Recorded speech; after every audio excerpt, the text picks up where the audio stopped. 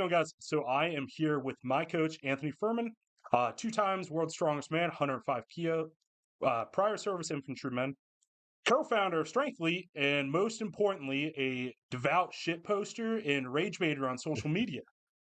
So how's it going, man? Hey, man, it's all right. I'd like to add a little addendum. I am a recovering shit poster and rage baiter.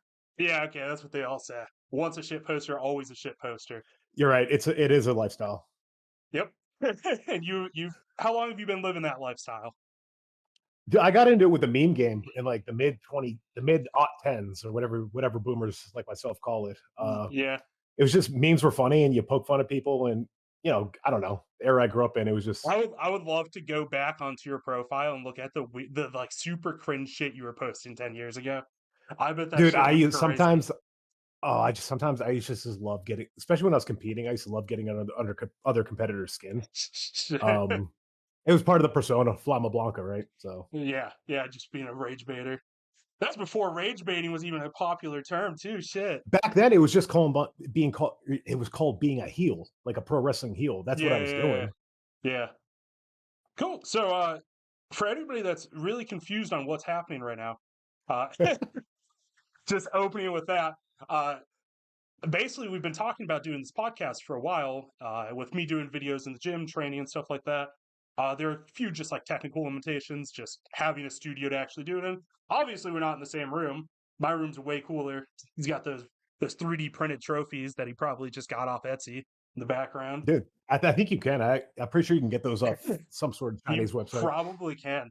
I'm about to order like 3 of them and just have 3 behind me. Knowing what I know about the organizations, there's no way they spent too much on them. I'll put it that way. I wouldn't. Fuck that shit, dude. I wouldn't spend too much on them either. Shit. All right, so but yeah, the whole point of this is gonna be more of just like first episode, just break down like who he is type of thing. Uh so let's go ahead and get into it. So let's start with just like some background. So where are you originally from? Yeah, so where I'm originally from actually is where I'm at now, Erie, Pennsylvania.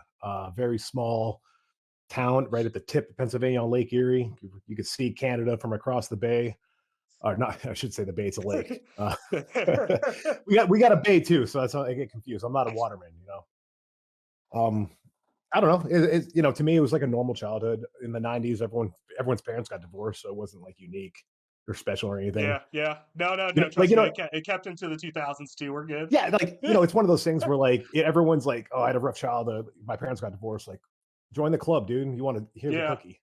Welcome to like 60% of Americans. I don't know, that's And a made up statistic. I don't know. That might be close. Hold on. That probably is close. Let's check. The We can timeout, live we're gonna check. check. I'm looking up right now. Can I get a fact check? Of marriages. Insane. So I've got this whole list of notes right now. 50%. 50%. That's insane. That's really fucking crazy. I mean, I've been divorced already, so I have not. I'm going strong with not being married yet. I don't recommend it. Was not a good time. Anyways, so where were we? Oh yeah, growing up. Yeah. So, anyways, normal kid. My dad's a mechanic. My mom was just various things. I kind of grew up in a trailer for a little bit for a while. Yeah. In Erie, Pennsylvania, which, fun fact, we have the poorest zip code in the state here, and one of the poorest zip codes in the nation. One of our zip codes has an average annual income as of 2025 of $12,000 a year. Okay, but does that include like all the free welfare that they're getting though? So like, I mean, let's be real, I don't understand. Like, what I don't understand is like why welfare should be. Don't get me started on that because I am very pro helping people. It was that easy. It was that easy. It was that free. I am very pro helping people, and I'll tell you why. It's because fucking I grew up poor as shit. Yep. I'm a pro abuse every government system possible. They're gonna abuse you. Yep. Your whole life, they're gonna abuse you with taxes, regulations, laws. So why would you not take from the government? Yep, absolutely. Fuck that shit. It's crazy to me. Well, all right. So I'm changing this from StrengthleteCast to PoliticalCast. Let's fucking go, baby. No. Okay. Yeah, so I'm growing up, fairly poor. I mean, it's whatever. Love pro wrestling. That's one of my earliest memories is Saturday morning not 1993, 1994, watching wrestling right after Saturday morning cartoons. It was a way for me to kind of escape. That's what media is, right? Anything Yeah. creative, whether it's books, whether it's music, it's an escape from whatever. It's an expression, and I use that heavily. And I relied a lot on fantasy, Lord of the Rings, and wrestling. So, kind of growing up, wrestling really influenced me. I say what it is. I wanted to be a wrestler. You know what I mean?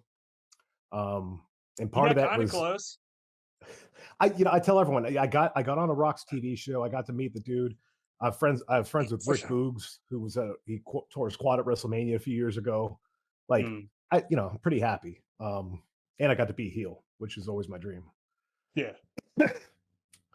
But growing up idolizing that, it gets you into fitness. It gets you into physique manifestation pretty early. Yeah, because it really is just like that idolizing just big strong motherfuckers. Dude, when you're watching Macho Man drop elbows and Ultimate Warrior do the Warrior Splash, and he's like 7% body fat, 280 pounds, and I'm a 8-year-old 140-pound fat kid. Like, you know what that does? So this is where the disconnect is, because the only part of that I understood was being a 140-pound 8-year-old. That's the only part that I understood. All right, let's see. John Cena. you know John Cena. Okay. Yeah, but the problem is I don't know John Cena from like wrestling. I know John Cena from seeing him on like Instagram and shit. It was a different era. Wrestling was big. Yeah. I know. It was very big. Never got into it. I was the type of person that, like, at 8 years old, I was watching like fucking Minecraft YouTubers. I didn't grow up with shit like that. Oh, this is gonna be a fun podcast. Like, yeah, it's gonna be crazy. Because when it came to like strength sports, I didn't even like start. I didn't know Strongman existed until like 2019. You were basically on your way out by the time that I started getting into strength. 2018, sports. I won my first world title. Or 2019. Did I say 2018? I meant 2019. 2019 was my second world title. Yeah, okay, but like, what'd you do after? I competed. Oh, you did the pro circuit. That was before my. No, because I was supposed to compete at the Arnold Brazil in March 2020, but then COVID canceled it, and that was kind of like the end of my competitive career. Yeah. Didn't you do an Arnold? We're jumping around crazy right now, but didn't you do an Arnold qualifier, or like, but the like qualifier in quotations, because they had like the pro circuit. Didn't you do one? In 2019, I won World's Strongest Man. So in September, I competed at the Arnold Pro Europe in Spain. And then October, I competed at America's Strongest Man.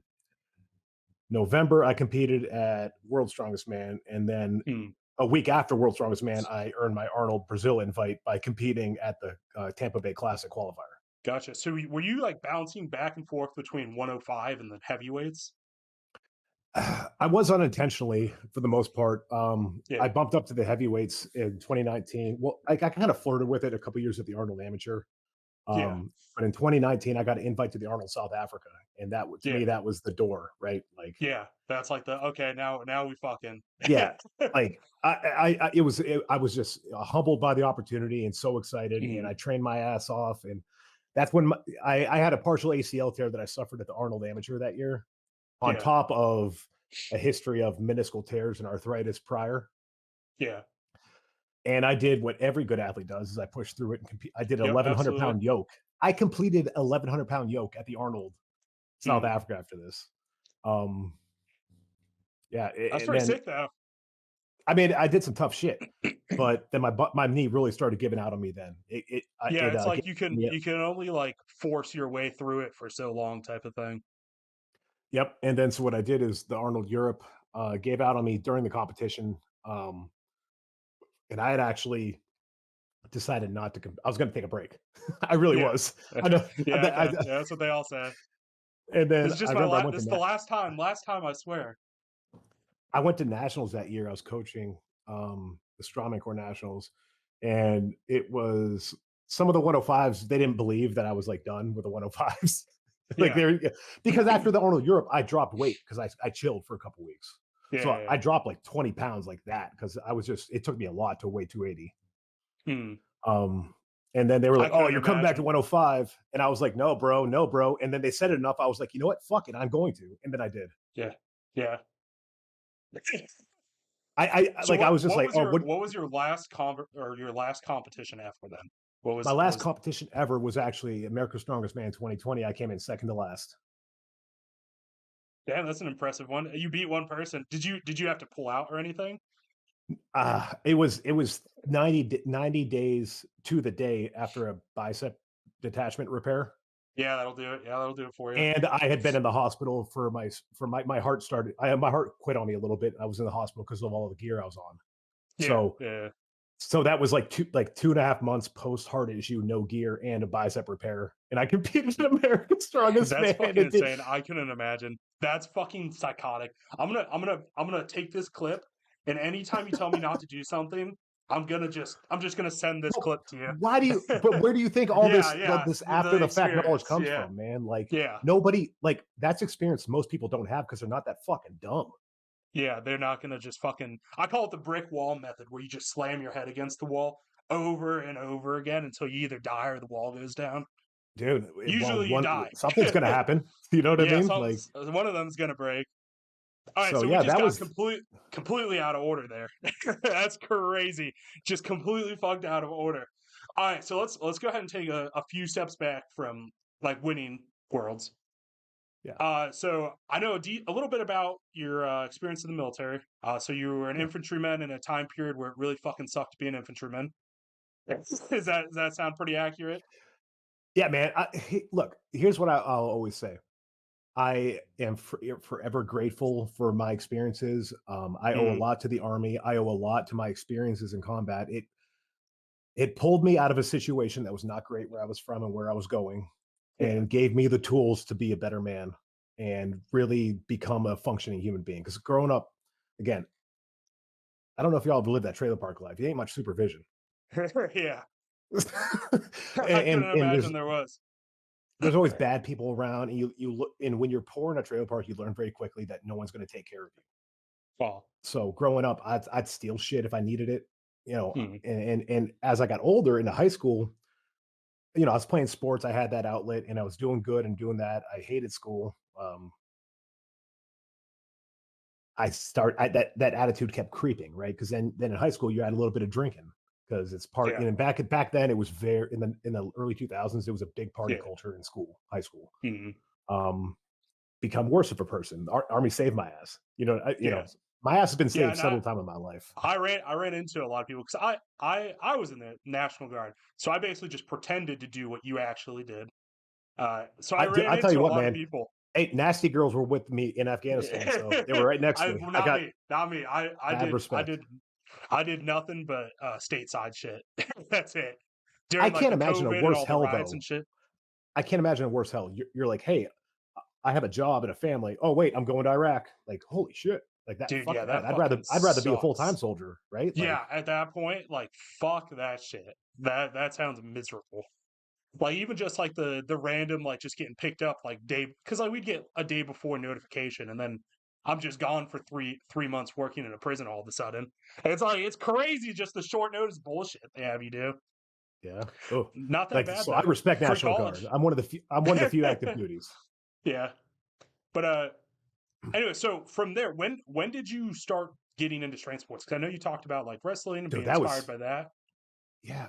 Strength sports. It was never all right. So world again. I talk about the '90s. I remember the Yeah. summers my grandma would watch me, and I'd sit there in the '90s and watch World's Strongest Man reruns during the day on ESPN. It was one of my favorite things to do. It was right after we got done doing chores in the morning. We had lunch, and I would sit down and I'd watch World's Strongest Man by myself for like Mhm. 3 hours because they'd have like a marathon. Yeah. So it was always there, like these feats of strength, idolizing these professional wrestlers with these larger than life bodies. Um, and Army infantry is a pretty physical job. So again, that Mhm. physical, use my body as a tool. That was my profession. And in that culture, again, it's very bro heavy. You see there's a lot of vets get out and they, become crazy right wing YouTubers because it's that kind of Yep. culture, right? Like Yeah. Yeah. very tough, very tough, very iron. This I'm the man, hoorah, hoorah, hoorah, beating the chest type of thing, Yeah. right? Mhm. So lifting, working out was a big part of that. Um, when it comes to strength sports, I didn't really find that until my first meniscus tear and surgery that affected my performance in the Army. So I was a platoon sergeant at the time. Um, this is I've already done all my combat deployments by this point. This Mm, is 2013, 2014. So I joined in 06. So yeah. I already had some miles on my body by that point, you could say. Yeah, I would Um, imagine. Yeah. had the surgery. I couldn't run and ruck quite like I wanted to, like I was accustomed to. So I turned to the gym because that's what I do when I need something. I lift, I work. Hmm. That's what I've known my whole life. So that's what I continue doing. Mark Taysom, who was like an OG strongman, you're too young to know him, guaranteed. Yep. Absolutely. Um, Probably. he helped start the H2F program in the U.S. Army. He was out there at Colorado at Fort Carson, basically pilot testing it, which is where he brought functional movement patterns, strawman, like farmers carries, loaded care, that kind of stuff to the Army because he sold them on the idea that if you train this way, you get better results on the battlefield instead of running Yeah. push-ups, sit-ups, which he's absolutely right. Um, he saw me deadlifting one day. It was probably, I don't know, it was in the 500 pounds back then, mid Yeah. 500s, pretty good for a soldier, like Yeah. Yeah. random. And he was like, "Hey, you want to try picking up that stone?" And it was like a 250 pounder he had in the corner. Yeah. And I did it. I did it. And it was just like, it was the 4th of July, man. It was Yeah. fireworks going off. I was hooked. And I was like, this was fun. I've never had much fun lifting anything. Like I've Hmm. lifted, but I didn't have fun doing it necessarily. Yeah. Yeah. It's just work that you had to do. What's crazy, John, not to cut you off, but when I was in the National Guard still, I was probably like a low 600 pooler at this point. Uh, fuck, what the fuck are they even called? Oh God, I think readiness NCO is what they were called back then, or what it was called. Anyways, people were looking out.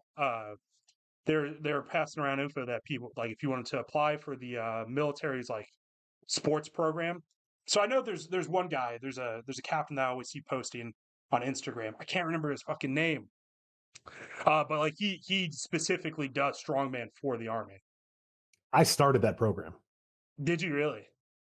Yeah, in 2019, I initiated it's the Army Warrior Fitness Team. I was the first Yeah, platoon yeah, sergeant yeah. with First Sergeant Grabs. We set it up in USAREC, and I hand selected the team. Yeah, That's so fucking sick, dude. I wish I would have been at a level where like I could be like, it was run by USAREC. It was probably the worst unit I've ever been in the Army, and I had the most freedom ever. yeah, yeah, Do you know how hard it is to make me not like a duty station that pays for me to go to Africa for free yeah, to compete? yeah. Was it really that bad? It was some of That's the worst crazy. leadership and soldiers I've ever seen in my life. Again, I'm coming from infantry. Yeah.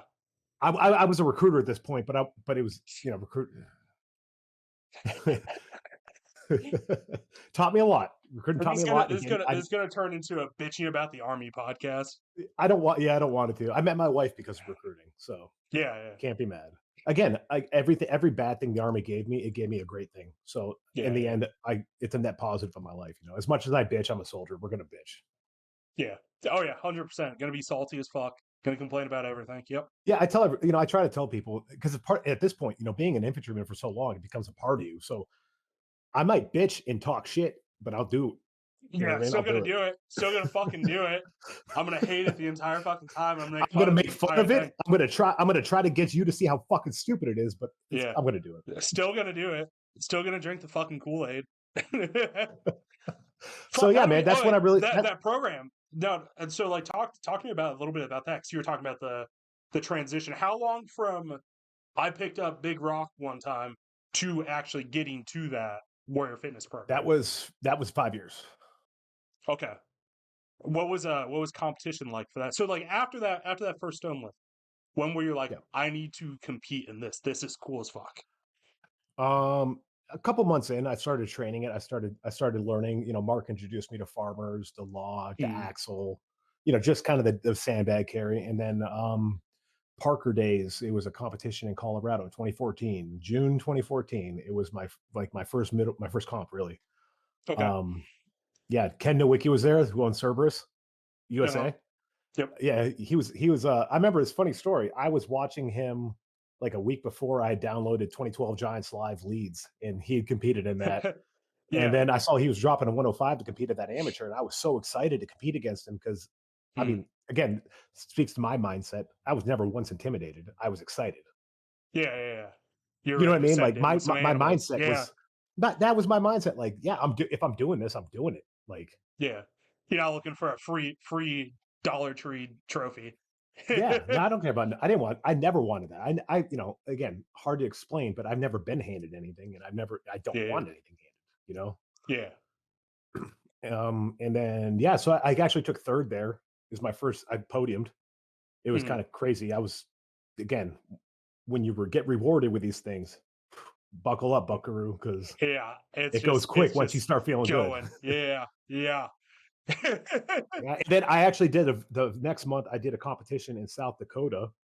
So I was stationed at Fort Carson, Colorado. So we drove up through the mountains, took a vacation through Mount Rushmore. It was actually beautiful. And Mhm. I went heavyweight because I didn't feel like losing weight again because I was like Yeah, that you don't want to borderline cut. like fat, you know. Yeah. Um, and so I did heavyweight, and I hit a 775 pound, excuse me, 18-inch deadlift, or Mm. yeah, 18-inch deadlift, which at the time was, I mean, it was pretty decent. Like Yeah. 2014, it was, guys weren't pulling 1,000 pounds yet, Yeah. commonly. Every amateur comp didn't have 1,000 pound puller in it somehow. Yeah, That so also that was like happened a. to be 19. I actually there's a cool photo of me with that deadlift we can insert here. That'd be sick as fuck. Yeah, make sure to send It's that to yeah, me it's got the after. Iron Mine logo behind me. It's fucking awesome. Oh, that's cool. So what is this? 2014 then, right? Second 2014. Yep. competition. And then I won that competition because I beat the heavyweight in a tire flip race because I was in better condition because of the army. Yeah. And that's when I learned the lesson There's immediately that you have to be in shape. You can't just be yeah. strong. Yeah. There's one event that I've never run into, and I hope I never do, and that is tire flips. That sounds terrible. I I love them in theory. They never just work out well enough for the Yeah. athletes for me to recommend them being used.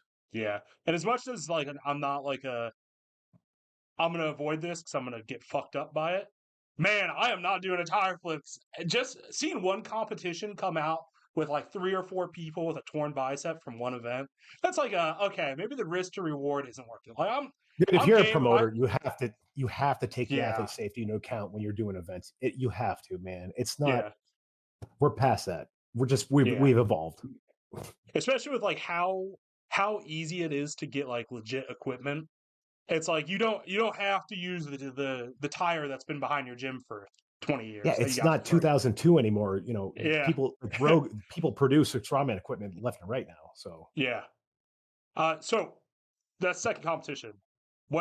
So at what point did you go from like those amateur local competitions to like the next step up? that was, let's see. Um, I got selected for recruiter. I went to recruiting school, so that put cooled a lot of my Hmm. competing because it's just a lot of time and effort. I Yeah, PCS to Tampa, Florida, at the end of 2015. And that's where it took off for me, man. I found a CrossFit gym and I worked out a deal where I would coach strongman in their CrossFit gym for free membership. yeah, And it was CrossFit BNI down in Florida, Mike Caldwell, and he was beautiful. He was wonderful to me. hmm, They accepted me. They helped me buy equipment. yeah. So I set up this little training crew of, it was mostly strong women because CrossFit dudes don't like lifting around strong men. I'll tell you that.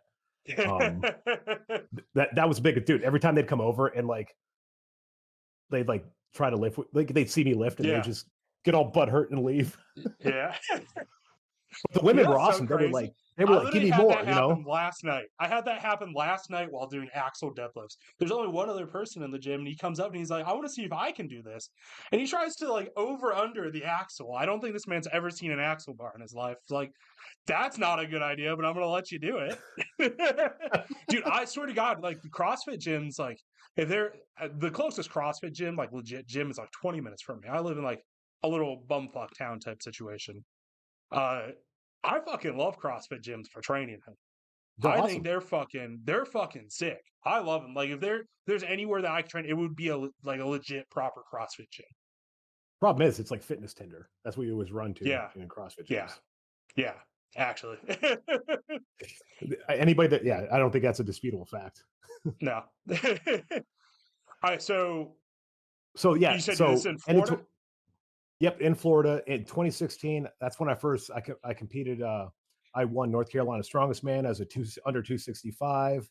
I was Hmm. committed to going heavyweight initially because again, I was under that, I want to get big, strong, which most, that's what Hmm. everyone wants to do, right? Yeah. So I put on a bunch of weight that year. Not all of it good. There was a lot of double whoppers happening. Mm-hmm. Um, Yep. yep, and I competed at nationals that year in the under 265. I took third place. I had the best tombstone or the best Husafel carry of any heavyweight. It was pretty cool. Yeah. Yeah. And then I had a knee surgery because I tore my meniscus prior to that. Oh, this is a good story. So I jump in a pool 2 months before nationals and I tear my meniscus. Just the way I landed. I don't know, whatever. So you like Um, landed in the pool? Was it like a like shallow I jumped. pool? No, Yeah. I mean, Yeah. like, yeah, I hit the floor a little harder than I meant to, I Oh think. God, that sounds so disgusting. So, and it was a bucket handle tear post lateral, and it kept catching. And Hmm. when I don't know if you've ever had a meniscus catch, a pain shoots Nah. and it kind of locks up on you. Yeah. Yeah. So I would have to donkey kick to create space in my kneecap to allow the meniscus to unflip when it caught. That's insane. Yeah. Nationals 2016, I was about to go do the yoke, and I was sitting, and the whole time I'm at nationals, I have to like be mindful of how I bend my knee, or else it'll catch. So Yeah. like when I sat down, I'd have to have it straighter and all that. I didn't pay attention before yoke, and it caught. And I get up to go on my lane, and my meniscus is caught. Like I Yeah. couldn't extend my leg. It was caught like it was caught at like that angle almost. Like, and I start I grab a chair. Lynn Morehouse was sitting there. He'll remember the story. I was donkey kicking it, and it uncaught, and I went up and I ran the 800-pound yoke. Yeah. That's insane. So was it like you said it was a proper tear then? Yeah, I had surgery like 2 weeks after national. They just cleaned Okay. it up a little bit. Yeah. Yeah. Yeah. Yeah. Um, so that was like November 2016, and I competed at the Arnold Amateur that February. So I had surgery at the end of November, recovered Okay. December, and started training for the Arnold in January. Jesus Christ. That's so insane. It somehow worked though. Like you won. You won a lot of shit. Well, yes, it worked. I learned a lot about being tough, man. The Arnold, I did really poor at this Arnold though. Go figure. Hmm. It was like a big wake up call for me. I was like, my Yeah. body, I don't. It was my first like, all right, I'm not ready for heavyweight. Yeah. I'll try the 105. And I actually got on a real diet. I lost 35 pounds in like 2.5 months for my pro show in April. That was the pro am in April, was where I turned pro in 105. So it was my Yeah. first 105 comp since my first comp ever. Hmm. And I show up and I That's just beat crazy. the shit out of everybody, dude. It wasn't even a competition. Dude, having all those fucking several years of just getting as big and strong as possible paid off probably. Not That's only like that, man, there's a mental toughness to it that I hmm. developed in the army and served me very well in strongman. Not even the army. I developed it as a kid, man. Yeah. You fucking yeah, this mental toughness where you don't quit, you accept responsibility and you make things happen. Yeah. And that's how I approach my training and my competition, and it was good for what it was. Yeah. I was able to do a lot of cool stuff, man. Like, yeah, yeah, it was just crazy. Yeah. I hit a 255-pound circus dumbbell April 2017 as a 105. That's pretty nuts. That's pretty crazy. That That's was like some legit ass heavyweights aren't doing that shit. Yeah, and that was one of the best dumbbells I ever got because from there it was a slow degradation of my joints. That I was tell everyone the peak of the mountain. my peak strength was 2017, 28. Like my first win at the end of 2018 was like my peak Hmm. athletic strength. And from there it was just fucking Yeah, the miles started to catch up on you. yeah, because I put a lot of miles on very quickly in my life, Yeah. based off my life. I mean, I played as a kid, I wrestled football, baseball, basketball. Mhm. Then you go army infantry, you go air assault, airborne, path, all the Yep. man. Yeah, it's like it's insane that you lasted as long as you did with all of your army experience behind it. Like that just fucking breaks people. Most people don't have the opportunity to go and then do something else after it that's like physically demanding. Like that's insane that you survived that long, to be Like honest. one thing that I'm seeing now is a lot of the guys I serve with, we're all retirement age from the army. Fuck Yeah, you. yeah, yeah, yeah. And I've been helping a few of them because they're broken, Yeah. and I feel for And them because there isn't that like at easily least could have been from me. yeah, and at least from like my experience, there isn't like a how like a rehab type of culture present in the military at all. bro, There bro. it's just it is that fucking slam your head against the wall bullshit. I It's like, remember like very very early on, if you would go to sick call in the morning, yeah, I would just get straight up hazed all day, yeah, and not like the fun kind, yeah, like the super shitty kind from Iraq war mm, vets that were there during Thunder Run. You know what I mean? Like yeah, yeah, those dudes are nuts. You guys think I'm nuts. You should see the guys that invaded Iraq. yeah. The Triangle of Death and Fallujah. Those guys are nuts. Yeah. I guess we should probably just get into what was that first 105 kilo world's strongest man win like then? Like what was the Yeah, build up to that? yeah, I that's would a good like one. to deep dive into the first win and compare it to like the second win. Like what was the difference between the two? What did the preps look like? A little bit more into like the nuts and bolts of the process, more in depth. Yeah, man. So the 2018, that was like December, first week of December. In March, I had been contacted by the Titan Games, Okay. asking me to try out. You know, and I was like, I don't know. I ended up doing it, and they wanted me on. Yeah. So I went and did their little combine in July. Tore my hands. I actually tore my hamstring doing a 40-yard dash because they didn't tell us what the combine was going like the it's going to be. Yeah. And so me, a professional strongman, all of a sudden I'm doing a 40-yard dash. And if you know Mm-hmm. anything about sports medicine, sports performance, is that if you take a very strong individual and just make him sprint as fast as he can without any prior conditioning for it. Yeah. So it wasn't a big tear. It was a little bit of, I was probably like a grade 1 borderline. It was a muscle belly. So Yeah. what are you going to do? Mm. I still deadlifted 650 that day for that combine after tearing that too. Was there anybody at that was like as strong as you? No, fuck no, dude. It was a bunch of no, not even close, dude. It was embarrassing how much stronger I was than everyone else. Yeah, just like shit stomped everybody. But again, it didn't help me because you need a cardio to do the mountain. Yeah. You looked really cool for like a few clips, and then it was just all downhill from there. And then it was me just looking down, breathing, and not even seeing that my eyes are just glossed over.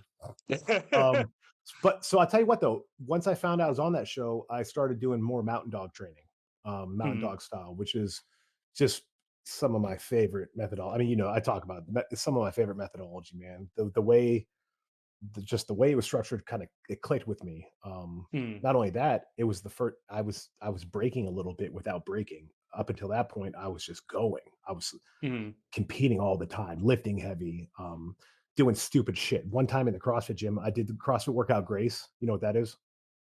I've heard of it, but I don't know exactly It's what it is. 135 pounds for 30 reps as fast as you can.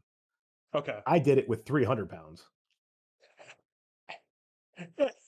Is It took that it took me. deadlift I then think or it took me 6 minutes. No, it was a clean and press. clean and press? Yeah, that's fucking insane. That's It pretty took nuts. it took me 6 minutes, but I did 30 reps. Yeah, that's pretty sick though. I ain't It doing was that shit. Fuck. no, it was stupid. Anyways, so this was the first time I put some guardrails on myself, Hmm. albeit unintentionally because I didn't realize what I was doing to myself quite as much at the time. And I responded very well. My body fats got real low. My strength kept skyrocketing. This is the first time I messed with insulin. I only took it for a month. I got some bad advice from bad people in the sport. Yeah, that's Um, that's that's a common theme. Yeah. I messed with it. I didn't like it, so I got off it. Competing in the Titan Games, came out of that just feeling like a rock star, man. Mental state's a big part of it. I was winning stuff. I just been on Titan Games. Yeah. I was feeling like a winner. I was You looking feel like a like some winner. hot shit. Yeah. This is when Flama Blanca started really developing as the character. Like, Yeah. the tight pants, the leggings, no shirt, the booty shorts, the fucking Yeah. haircut, dude. Like all the tats, just I'm better than you and I know it. What like you know what I Yeah. mean? Um, The most insane ego. But I mean, like, if you're backing it up, well, what that's are the they gonna thing. do? So leading up to 2018, dude, there's some jokes in the community along like, hey, he's won the most world titles that hasn't happened yet. That was one of the comments. I sent that comment to the guy after I won that title, by the way. Yeah. Because look, dude, I had a 1 gallon jug, and on it with a Sharpie, I wrote "World's Strongest Man in 2018." Yeah. I drank out of that fucking thing for 3 months. That's disgusting as fuck. Did you like wash it or anything or? Yeah, it was like one of those like ones you want. Yeah, Okay. it wasn't like a milk Like a jug. gas station, yeah. That's crazy. I actually left some of the milk residue in it too. So like, every time you drink out, you just get a little bit, a little That's another sour thing. taste. If you want to win a world title, drink chocolate milk the morning of. Um, Yeah. Big fan of it. Anyways, so yeah, I mean, that's how confident I was in myself and my abilities, and it came out of. It's not like I knew the people competing, and I knew what I could do. Yeah. To me, it was as simple as that. Hmm. And to a lot of people, it comes off as like unchecked ego, and I totally get it. Yeah. It But was, if but it somebody wasn't. is shit stomping, it's hard. It's hard not to. 'Cause I love doing that. I love fucking with. I have like a group of guys that I'll compete with pretty often, and I love fucking with them. Even if they're just crushing me, I still will fuck with them on every single Well, event. that's the It's most just too frustrating fun. thing. Is like I didn't win every competition I ever did, and if I didn't win, I Yeah. also didn't care that I lost. Yeah. Yeah. It wasn't that. It wasn't the drive to win. It's hard to Yeah. explain. It it was more the drive to for me to feel validated. Hmm. It wasn't about winning. It was about me feeling okay and me feeling like I'm a success. Me feel it's and I Yeah. had Yeah. that. Yeah. Everyone gets tunnel vision. I have to win this comp, that comp. I was like, no, I have to be the best. Yeah. You know what I mean? And the best You isn't you one you comp. want to be the guy that when people see that you're competing, they're like, "Fuck, do I They really want to pay do this attention, competition?" and they pay, Yeah. and not only that, you break the will of your competitors, and you get attention of people above you. And that was Hmm. my goal. My overarching goal was not to be a 105 forever. I Yeah. wanted to be on TV. I grew up Yeah. watching. You know what I mean? Like everyone else. Yeah. It's a very me sport. It's an individual sport. That's what I wanted. So everything I was doing was setting the stage to bring a character to television. Yeah. So, and again, some people loved it, some people hated it. I think it's funny. I think the shit talking and shit like that is so funny. Because I know like if somebody's like fucking with me like that, or like when I'm fucking with somebody like that, it's like it's clearly not like I hate you and want you to die Yeah, kind of fun. It's just fun and entertaining, like the shit it's talking it's back and forth. it's And entertaining, man. I think Again, that's like a really big army thing as well. It's coming like especially if that. you come from an infantry platoon, 15 months in Yeah. Iraq, you think like you should talk a lot. Yeah, that's like and like that's like a unless you like know that like culture of just like fucking with people constantly. It's like you'll come off as an asshole with people. Like even Yeah, I have that issue a lot, and I was nowhere near deep into the military like social system or whatever you'd call it, but I still that's good. have That's good. that really yeah it's good, but I still have that really like rough personality fucking with people that I did not have before it. That I definitely did not have before it. It's and looking back, like I said, I get it. I came on hard with it. It's just who I was. I Mm. don't, I'm sorry if I offended, whatever. Yeah, and it comes to I think the transition period. This is beyond strongman, but the transition period was really like it can be monetized now. Being a The cunt to people monetization change, yeah. online, yeah, will make you money. Versus when we do it, it's for the love of the Well, that's what I'm game. saying. Like I go out of my way now to not be a dick to people. Two reasons. One, I'm trying to change, be better because I Yeah, understand that, yeah, and two, I hate the fact that it's monetized. Fuck you. yeah. Like Actually, I though, could, do you know how good I would be at rage baiting for money? so fucking good, probably so fucking good. Oh my god, I could cause meltdowns, but I don't because I don't believe that's the right thing to do as a human being. Yeah, yeah. It's like if I know the person, I'll be the first person to comment under their post saying, I would have done like 3 more reps, or I would have done Yep. 1 pound more, or like, wow, why didn't you do that at competition? Like I'll it's funny, I'll the videos that I make of competitions, my buddies that are in them, I will specifically include clips of me shit talking them into the videos that I post. I I think love it's it. so fucking funny. Pure comedy. It is. It is comedy. Thank you. Hmm. So yeah, that was. I mean, that's Flama Blanca though. That was that whole character. Yeah, It was a flamboyant in your. It was yeah, 90s wrestling. Razor Ramon, the bad guy. yeah, I'm the best man. Do something yeah, about it. You yeah. know. And And like again, on I like was the always pro okay. circuit, yeah. on like the pro circuit on the heavyweight side, you'll see that a lot with like Evan Singleton now. Like He brought he that. He brought embodies that that. to it. Yeah. Yes. Yeah. Yeah. He like truly embodies that. Exactly. And again, pro wrestling background. Yep. There you You go. know, so that's what I did. That was my strength. That was my ability. That's who I was. Mhm. So that's what I capitalized on. Because the best characters are just extensions of yourself. Yeah. Yeah.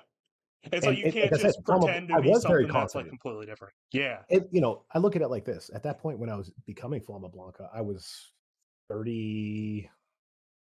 What was I? Hold on. Let me do the math. About 30 years old. Yeah. Yeah, 30 years old. I'd already survived that fucking childhood, that the Afghanistan twice, Iraq. I was a very confident person to begin with. Yeah. So like I all I did was amplify that. And then you throw being one of the strongest humans in the world and a bunch of drugs on top of it, and it's crazy. That's how you get Flama Blanca. Yeah, that's the recipe for it. So, Yep. all right, so this kind of got what was the training like then into the first World Strongest Man? Yeah, it was a lot of compound movement followed by supersetted working on capacity and recovery. Mhm. Again, I didn't fully understand at the time. Looking back, I understand what it did for me now. Is it Yeah, allowed me to kind of pull the brakes on the heavy lifting part. I would still attack it. My main lifts, very yeah, similar to how you've seen your training set up now. It's yeah, where you yeah, get a couple compound heavy movements, and then you'll get maybe an accessory that's more strength based, and then let's fucking go.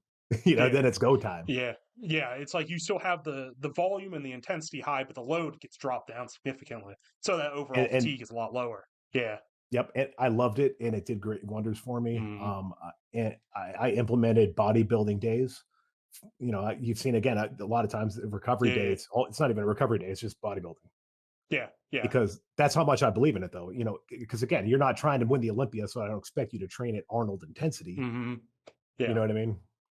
But there is if you want a foundation of strength, you have to have a certain amount of mass. You have to have a Yeah, certain amount of lean tissue. It's just you can't get past it. and it's not even about it's not even totally about the hypertrophy. It's not about growing Mm, it with a bodybuilding. It's about yeah. the neural connection and the cross section and being better at using the muscle. That's Hmm. what a lot of people neglect when they think bodybuilding. They think growth, they think feel the Yeah. burn. But again, you've seen with my controlled tempos, one of my Hmm. favorite parts of bodybuilding is the controlled tempos because it forces so many different adaptations. Yeah. Yeah. I hate eccentrics. And it's like I know it works. And I know it's great. But God, it fucking sucks. Like last night I had a 5x4 475 deadlifts and doing an eccentric with that miserable. It's just not Yep. fun. And then to go literally everything you had programmed for me last night was just eccentrics. That into good mornings with an Well, eccentric. to be fair, that's what phase we're in the off season. We're Yeah, still building yeah, that foundation. yeah. Yeah. Yeah, I know. Again, look, man, I promise you, if you can handle a heavy load with an eccentric good morning, you can pick up a stone. Yeah.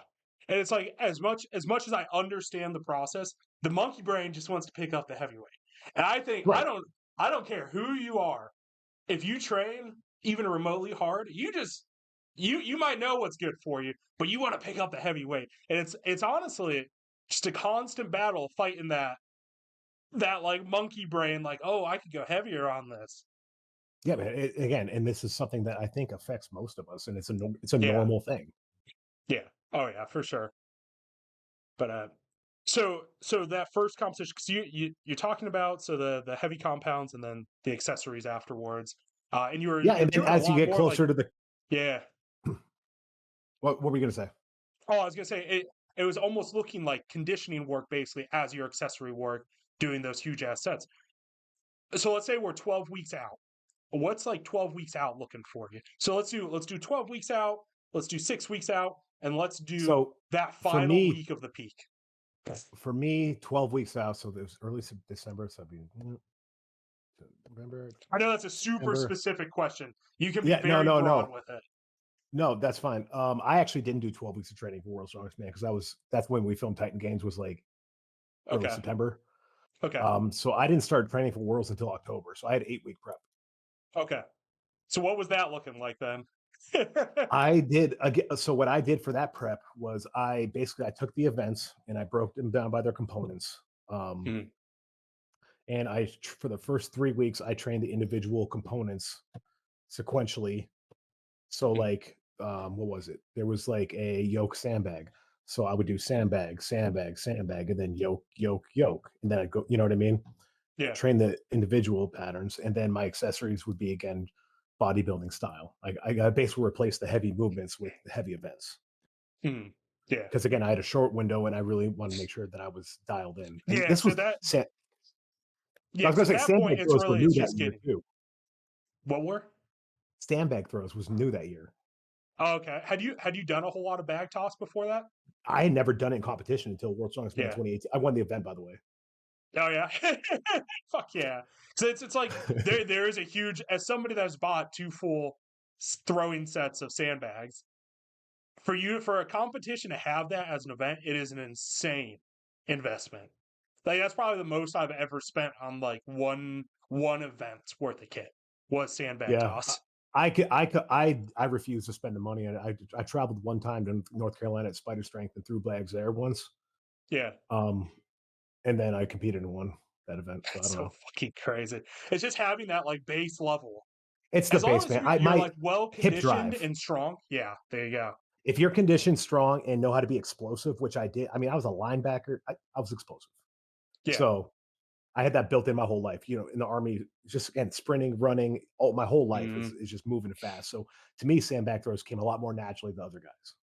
Yeah, yeah. My favorite is just watching people just like stand up and throw it with their arms with this handbag. This shit's so crazy. Like their feet are completely flat, glued to the Yeah. floor. But again, if you don't know how to move explosively, it's you Yeah. just got to learn how to move. Hmm. That's why triple. Anyways, we'll get into this in further Oh yeah, episodes. dude. It'll be fun. Absolutely. We're gonna have episodes where we just deep Everyone, dive it's the not always fuck going out to of be this programming. entertaining. We're actually going to talk about Yeah, we're principles actually going to talk and about things that can contribute to training. Because that question that I had talking about like 12, 6, 2, completely deleted whenever you told me that you basically just had enough time to do event specific work. It's like, yeah, again, there's a reason that I'm so anal about when I start event work with you yeah, because I've learned, right? mm, It's the risk to reward. It's how to do it right through my hmm, own trial and error on top of education and experience, yeah, right? So you're getting the benefit of all that bullshit.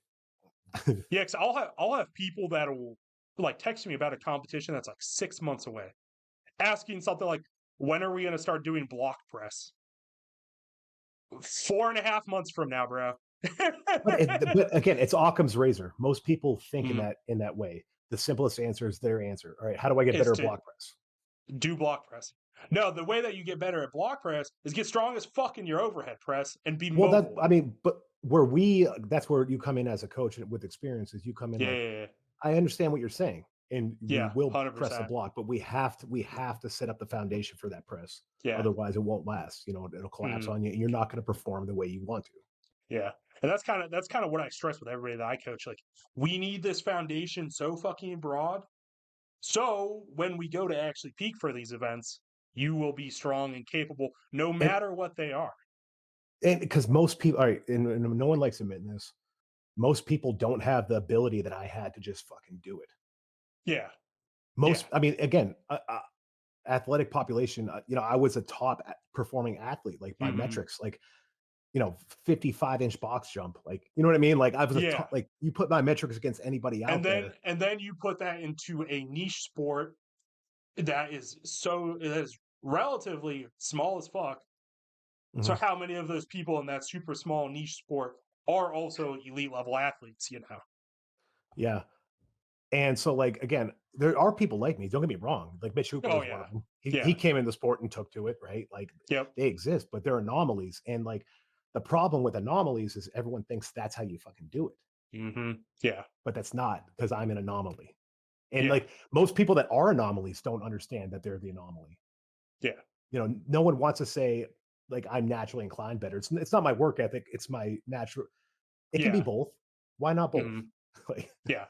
Yeah, so, it's that's the perfect combination is having that like predisposed genetics to be strong and a really good fucking athlete, and then also training like an animal and being willing to learn throughout the entire process.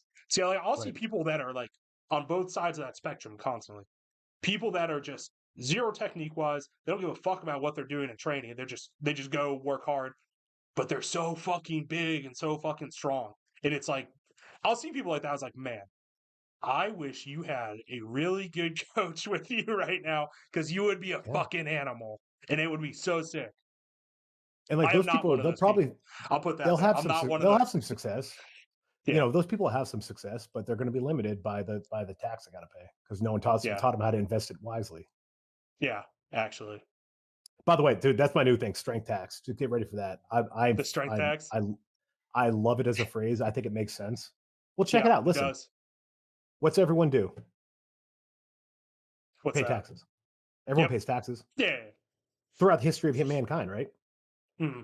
And what is a tax? It's a cost associated with an Mm-hmm. income, with gains, right? What is strength? It's a Yeah. gain. There's a tax that comes with every gain you take.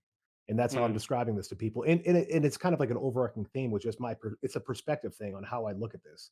And you Yeah. have to pay the tax eventually. Yeah. Everyone pays taxes, and if you pay it wisely, it doesn't hurt as bad. Mm-hmm.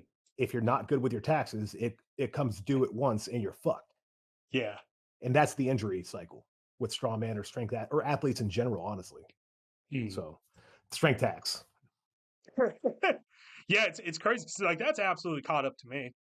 It's I was no 400-pound log presser, but mid 300s. But like the way that I was training, it did not make sense. I was just training fucking hard. And now even years later, I'm fucking paying for that shit, and I'm not even at the level that I want to be at. That's what we would call the tax deferment plan. That's where the IRS comes for you and you can't pay it back. So they make you pay over multiple years. Strength tax. Fuck. It works, baby.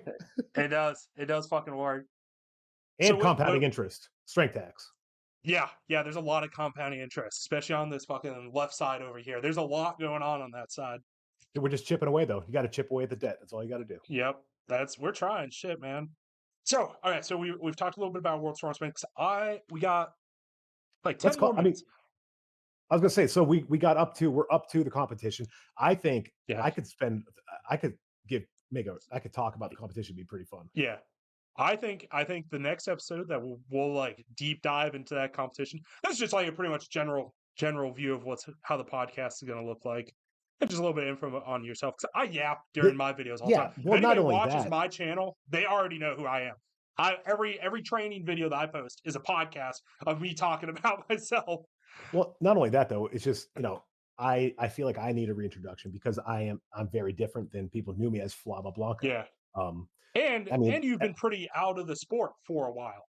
Like a lot of yeah, people don't associate. Like whenever I like whenever we first started working together, I tell people that you were my coach. It's like I would open it with like, yeah, I didn't expect to start working with him, but I just started talking to him and it sounded like a good fit. It's like it's a lot of people like modern strongman would not be familiar with you because it's like it's been what 5. When was Clash? When was the last Clash? the last 2021 or clash 2022 was the last clash I did. okay? So yeah, so it's pretty much 3 years outside of the pro circuit, which might as well be 100 That's years. forever. Yeah, Strongman is very much a what have you done for me lately sport. yeah, absolutely.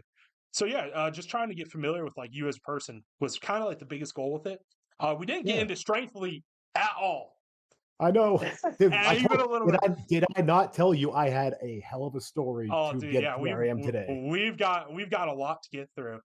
So yeah, we'll go ahead and close this one out, and that'll save us plenty for the next 20 to 30 episodes. Uh, we'll see how this goes. I don't know. Maybe people won't like it, and we'll just get right into the nerd shit. Who cares? Yeah, probably the deep dive into programming.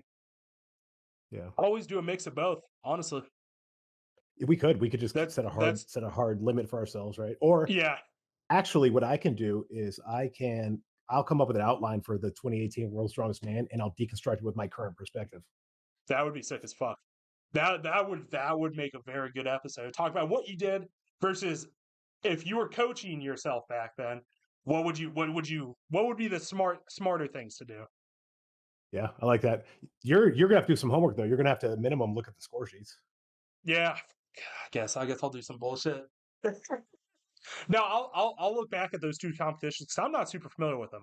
I've went back and watched some clips, but since you have like zero YouTube presence, I at the know. time. I again, And it's like there's more content of you on the Big Loss channel than there is anywhere else on any YouTube page. it's so it's always been a thing with my life though. As much as I wanted people to, I wanted the fame. I don't know if fame's the right word. Yeah, I wanted to perform and I wanted to be known and all that. I'm not gonna lie, I was fighting a duality within myself because like what what I saw in combat changed me fundamentally as a person too. mm, So I had almost these two personas where one of them was very much introverts. It called it PTSD, right? So you start yeah, pulling in and you don't like being around a lot of people and you don't like dealing with a lot of shit. But the other part of me was like, yo, I'm living my childhood dream. I'm Flama yeah, Blanca. So that's why the YouTube wasn't a big thing. That's one thing I can never bring myself to do, yeah. you know. And as somebody that's been doing it for a minute now, it is tedious as fuck, and it takes a shit ton of time. Especially if you want to do it at like a decent quality, there's a lot of fucking work, man. Especially if you are like deep into prep for the most important competition of your life, and also working, and Yeah, I didn't have a married, vlog guy. I and didn't have yeah, Romark. You know what I mean? Like if that would be Martins didn't sick, have dude. Romark, if Martins didn't have Romark, he would not have a YouTube channel. No, absolutely not. There's no Like way. so, like I didn't have one of those guys necessarily. And again, I was active duty army still.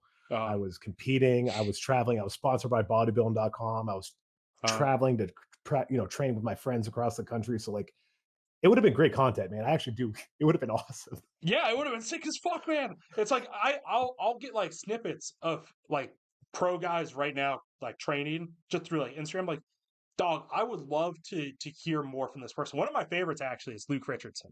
I fucking love watching Luke Richardson's videos. And then like the MST, Shane from MST, both of those guys, I love watching their videos, and it's so infrequent, and it makes me so mad. So it's like Yeah, it's I want to quality. learn more about the process.